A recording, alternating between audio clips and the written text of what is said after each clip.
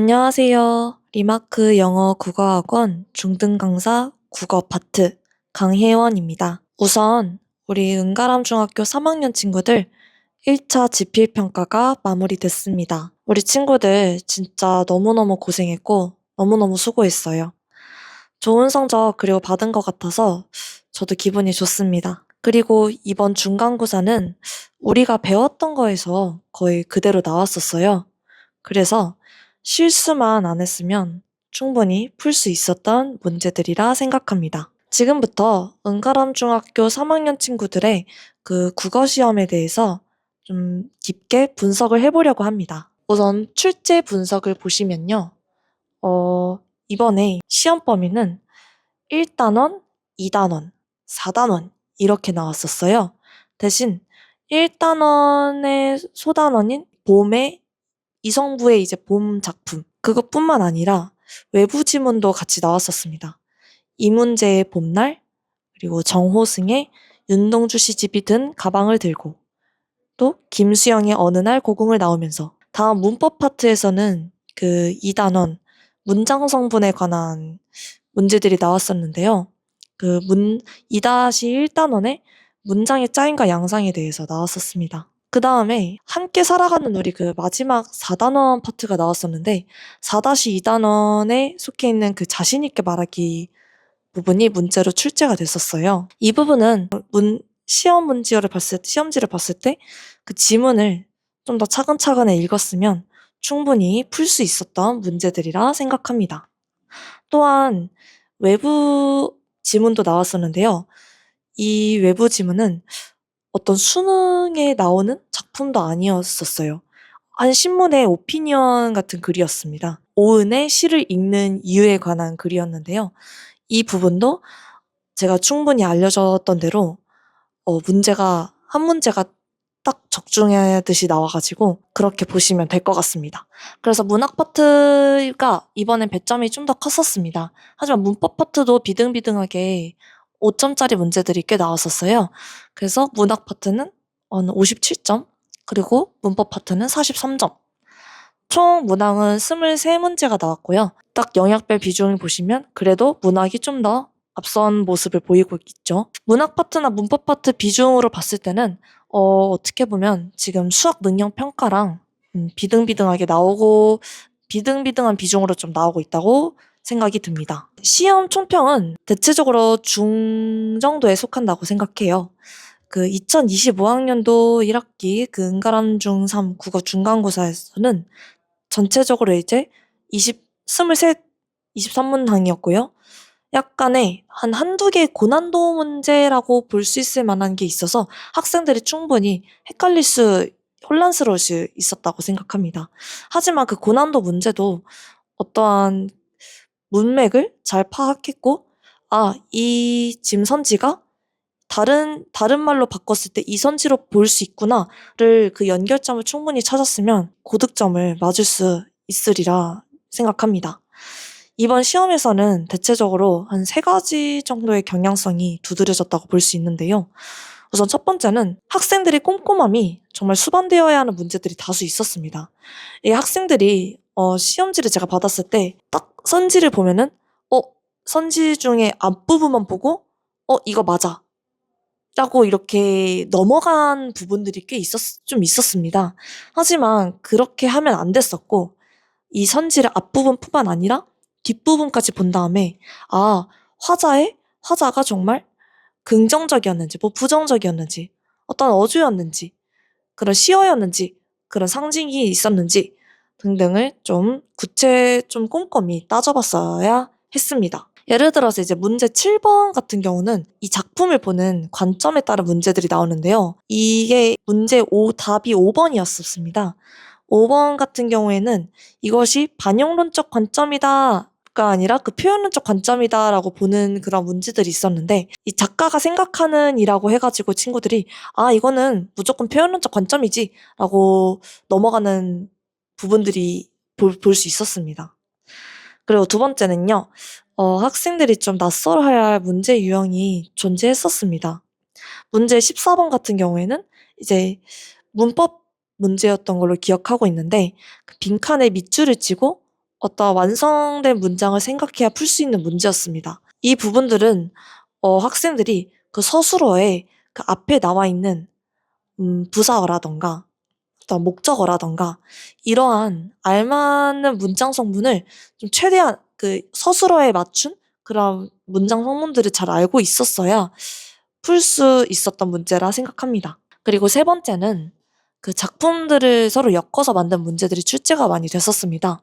이제 봄 이성부 작품은 이제 봄날가, 그리고 윤동주 시집 같은 경우는 어느 날 고궁을 나오면서 이런 공통점과 차이점, 어떤 시적 특징, 그리고 상징성 등을 계속 묻는 문제들이었습니다. 저희가 분명히 그 학생들한테도 수업 시간 내에 이런 부분들을 엮어서 나올 수 있으니 충분히 숙지를 하라고 또한 그런 문제들을 좀 제가 다수 냈었던 걸로 기억하는데요.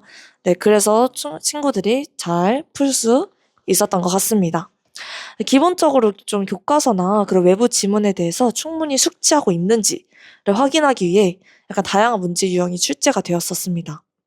또 그 대부분 수업 시간과 또 직보 시간 자료를 통해서 충분히 예측 가능했던 방향으로 출제가 되었습니다. 그래서 그렇게 난이도가 높은 시험은 아니라고 생각합니다. 또 이제 대체적으로 이제 역시나 문학 파트 문제들이 좀 헷갈릴 만한 선지들을 많이 내시다 보니 배점이 좀 큰 경향이 나타났습니다. 그래서 그런 시의 특징, 표현 차이점, 상징성 등 꼼꼼히 좀 공부를 했어야 고득점을 잘 맞을 수 있지 않을까라고 생각을 하고 있습니다. 네, 이번 문항 분석을 한번 보시면요. 문제 7번입니다. 친구들이 대체적으로 이 문제들을 많이 틀린 것으로 지금 확인이 되고 있습니다. 하지만 저한테 배운 친구들은 이 문제를 잘 집어냈었겠죠? 왜냐하면 이 부분은 이제 작품을 보는 한 네 가지의 관점을 지금 설명하고 있는 문제인데요.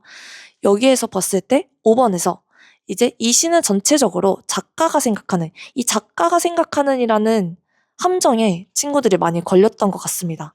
작가가 생각하는? 그럼 작품과 작가의 관계를 중점으로 생각하는 관점일 수 있겠네? 그러면 표현론법이지. 이렇게 생각하는 경우들이 있었던 것 같아요. 하지만 자세히 보면은 이 작가가 생각하는 강자와 약자, 절정과 주변 등등등 대조적 상황 제시를 통해 주제를 강조하고 있다. 즉, 시 내용을 지금 얘기를 하고 있는 거죠. 그래서 5번은 대체적으로 어떤 관점이냐? 이것은 절대론적 관점, 즉 작품 지문의 내적 특징을 중심으로 해석하는 방법이었다. 그래서 틀린 답은 5번이라고 볼 수 있습니다. 문제 12번은 이제 서술자의 태도에 관한 내용들이었어요. 여기 이 부분은 이제 코르니우 영감 관련된 지문이었는데요. 이 코르니우 영감의 서술자는 이제 저희 친구들한테 그랬거든요. 이 서술자가 이름이 길었어가지고 제가 막 마마미, 뭐 미미마 이랬던 걸로 기억을 하고 있는데 이 서술자는 마지막에 결론 부분에서 시대 변화에 되게 안타까워하고 있어. 하지만 인정을 하고 있다. 라는 태도를 보이고 있어요. 이것이 과연 시대의 변화를 적극적으로 수용하는 걸까요? 전혀 아니죠. 적극적으로 수용한다는 것 자체는 굉장히 근대화로 변해가는 이 시대를 정말 긍정적으로 생각한다는 그러한 서술자의 태도가 나타났겠죠. 그래서 아닌 것은 또한 5번으로 볼 수 있었습니다. 네, 그 다음 문제를 한번 보시면요. 문제 22번. 이제 혼문장, 견문장 특징에 관한 문제가 나왔었어요. 네, 이 부분은 제가 문제 냈던 것 중에 좀 적중된 문제라고 볼 수 있습니다. 22번에서 이제 교과서 지문이 거의 그대로 나왔었거든요. 탐구활동 지문이었었습니다. 그래서 제가 학생들한테도 계속 얘기를 했었어요. 그 교과서 지문만 생각을 하지 말고 탐구활동도 위주로 같이 우리가 공부를 해야 된다. 그런데 딱 탐구활동 지문이 딱 나왔었죠. 이 22번 지문을 보면 이 부분 혼문장과 견문장이 쓰인 두 지문들이 나오는데요. 이 특징을 기억을 해둬야 좀 풀 수 있었던 문제였습니다. 제가 냈던 문제랑 거의 똑같이 나왔고 또한 선지 역시 정말 비슷하게 나왔었습니다. 그래서 교과서 지문 역시 잘 알고 있는가, 그리고 혼문장과 견문장 서로의 그 정의와 특징 역시 잘 알고 있느냐를 보여주는 문제였었습니다.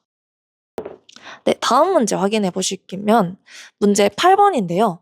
이 시를 읽는 이유 지문에 관한 문제였습니다. 이 지문은 네, 제가 앞서 말씀드렸다시피 수능 문제도 아니고 교과서 저희 교육 내용에 포함된 문제 역시 아닙니다. 완전히 외부 지문이었어요. 그렇다고 현대소설? 그런 것도 아니었습니다. 신문의 한 오피니언, 한 기고문이었습니다. 근데 이 지문이 나왔었을 때, 이제 저희 학생들이, 쌤, 이거 어떻게 해야 될지 모르겠다. 이 부분을 어떻게 공부를 해야 될지 모르겠다. 그래서 사실 저도, 이 지문을 봤을 때 어떤 부분을 알아야 될까? 좀 고민을 했었던 것 같아요. 하지만 이 제목 그대로 시를 읽는 이유, 즉, 시를 읽는 이유에 관한 특징을 여기서 혹시 찝어내지 않을까라고 생각을 해서 저는 이 지문에서 작가가 나타내는 그 시를 읽는 이유에 대해서 한 4가지 정도를 이렇게 추려봤었습니다. 첫 번째는 이제 나는 스스로 발견한다. 이런 걸 통해서 나 자신, 2번, 이 나 자신을 돌아보고 발견해야 된다랑 비슷하죠? 그리고 타인을 이해하는 능력. 그쵸? 이 3번에 타인의 인생을 헤아려 보는 기회. 그리고 3번에 일상의 새로운 면. 이 5번 보시면 일상과 언어의 새로운 면을 발견할 수 있다. 또한 여기 제가 이 직보 부분은 잘렸는데요. 4번 정도에는 이제 질문이 끊임없이 할 수 있다. 그래서 1번에 질문을 발견할 수 있다. 즉 제가 적중했던 그 4가지들이 이 객관식에 그대로 나타났었습니다. 그래서 이 문제는 이 시를 읽는 이유에 해당하지 않는 그런 선지를 고르는 거였는데요. 답은 4번으로 친구들이 잘 풀어줄 수 있었습니다. 만약 제가 뽑아낸 이 특징 4가지를 잘 기억하고 있었으면 거의 지문을 읽지도 않고 이 선지만 보고서 아닌 거를 바로 골라낼 수 있었겠죠? 그러면 시간 역시 굉장히 절약했으리라 생각합니다. 다음 문제 보시면요. 문제 13번이었는데요. 이것도 역시 그 작품을 보는 관점에 대한 문제였었습니다. 13번은 이제 반영론적 관점이었는데요. 저희가 이제 풀었던 문제랑 굉장히 정말 똑같이 어떻게 보면 나왔었습니다. 이 4번을 보기 역시 이제 산업화, 이 코르니우 영감이란 작품 자체가 이제 산업화가 이루어지는 그런 문제였는데 산업혁명 이 보기의 글도 산업혁명 이후 그리고 이 보기 역시 산업화가 진행되던 같은 문장으로 나왔죠. 거의 유사한 문장으로 나왔죠. 그리고 역시 이 1, 2, 3, 4, 5번을 보시면은요. 이 4번에 작품에 반영된 시대적 상황을 중심으로 해석하는 방법. 이것이 바로 반영론적 관점이거든요. 그래서 친구들도 딱 보기 산업혁명 이 키워드만 보자마자 이것은 산업화가 진행되던 1869년대. 그래서 답은 4번이겠구나 라고 잘 맞출 수 있었을 것 같습니다. 다음 문제 한번 볼게요. 네, 문제 2번이었는데요. 이 문제의 봄날에 관련된 문제였습니다. 이 문제 봄날이 참 신기한 게 사실 이 문제의 봄날 작품은 수능에서도 나오지 않았었고 교과서 내용에도 잘 나오지 않는 그런 작품이었습니다. 하지만 이것이 이제 이성부의 봄과 합작이 되어서 엮어서 이제 문제가 나왔었는데요. 사실 이성부의 봄은 이제 민주화 운동에 관련된 시였기에 이 문제의 봄날 좀 지금 현대적인 이런 시와 좀 관련이 그렇게 있지가 않은 시라고 생각을 했어요. 그래서 저는 그러면 이 두 시를 엮으려면 표현법, 시의 특징, 시대적 관련된 것보단 시의 약간 내적 특징, 약간 표현법 특징이 좀 많이 나올 수 있겠다라고 제가 친구들한테 얘기를 했었거든요. 그래서 보시면은 이 가는 당시 이성부의 봄, 나아가 이제 이 문제의 봄날이었는데요. 이성부의 봄은 그런 음성상징어 관련된 특징이 나와 있지 않았어요. 하지만 제가 이제 봄날에 대해서 가르칠 때 여기서 부황, 좌회전하던 철가방이 그래서 부황은 어떠한 의성어, 그치? 음성상징어 중에 의성어랑 의태어가 있는데 이거는 소리를 흉내내는 말이는 의성어다. 그래서 이 의성어는 특징이 어떤 거가 있다? 생생함을 부여할 수 있다. 독자들한테. 그래서 이 부분을 이제 직보자료 때 잘 가르쳤었는데 이 부분이 이번에 1번으로 바로 나온 거를 볼 수 있습니다. 그런 다음 문제로 가보시면요. 문제 11번이었었습니다. 이것도 거의 그대로 나왔죠? 코르뉴 영감에 관련된 문제였었는데요. 이 소설 자체가 이제 액자식 구성이었었습니다. 그래서 외부 이야기, 내부 이야기. 그래서 이 액자식 구성을 제가 설명할 때 이제 판서 그대로 이야기 속의 또 다른 이야기라고 판서를 했었어요. 근데 이번 은가람종 시험에서도 11번에 5번을 보시면 이야기 속에 또 다른 이야기가 들어있는 구성을 취하고 있다라고 그대로 나온 걸 알 수 있습니다. 그래서 저희 반 친구가 이제 액자식이라고 학원에서 배웠던 걸 그대로 밑에다가 이렇게 적은 걸 보실 수 있겠습니다. 네.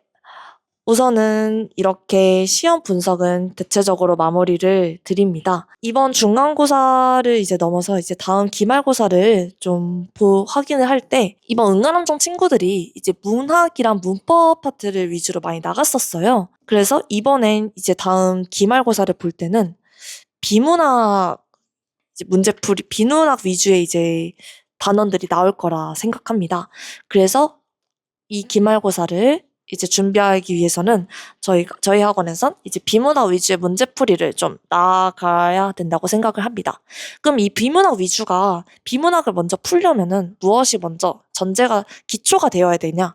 바로 독서와 논술 활동이 기초가 되어야 합니다. 아직 중학교 3학년이잖아요. 이제 고등학교에 올라가게 되면 더 많은 비문학 문제들을 많이 풀어야 합니다. 그리고 생기부를 통해서 이제 교과 활동을 할 텐데 더 많은 책들과 교과 독서 활동을 해야 되잖아요. 그런 독서 활동을 대비해서 저는 이번에 교과 내용뿐만 아니라 좀 수능 문학에서도 나올 수 있는 어떤 현대 소설이라던가 아니면 과학 지문 이런 국어 지문과 약간 과학 지문들을 같이 독서를 하고 논술을 해보는 시간을 가지려고 합니다. 또한 사회 문제 역시 대비를 좀 준비를 해야 된다고 생각하기에 어린이 신문이라도 통해서 그 부분을 이제 서론, 본론, 결론 이렇게 문장을 짓는 법을 가르치고 이제 같이 토론하는 시간도 역시 논술 활동 중에 이제 토론하는 시간 역시 가질 계획입니다. 네, 그리고 세 번째는 이제 수능 대비 문학 작품도 이제 같이 준비를 할 겁니다. 이제 특히나 이제 수능 이제 작품 중에서는 고3 학생들도 가장 어려워하는 게 고전시가랑 고전 작품, 고전 문학이거든요. 그래서 이 두 부분을 고전시가와 이런 고전 소설을 위주로 같이 일주일에 1시간만이라도 준비하는 시간을 가져보면 좋지 않을까 생각을 하고 있습니다. 네. 저희 학원에서는 영어, 국어를 좀 전문적으로 하고 있고요. 또한 학교 맞춤 내신 대비 거의 한 3주 전부터 내신을 지금 저희는 대체적으로 하고 있습니다. 또한 1대1 정도 맞춤으로 이제 오답 관리 클리닉 시간이 제가 따로 있고요.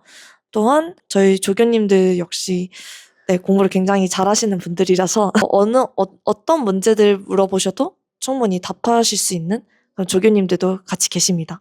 또 학생 분석 리포트에서는 이제 이 학생이 어느 부분이 부족한지 또 어느 파트나 이제 성적 관리 등 어느 파트가 부족한지 등을 같이 나아가 보는 시간을 가질 수 있습니다.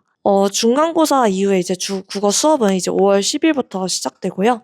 네, 교육 문의는 밑에 써 있듯이 네, 이쪽으로 연락 주시면 되겠습니다. 네, 그러면 마치겠습니다. 감사합니다.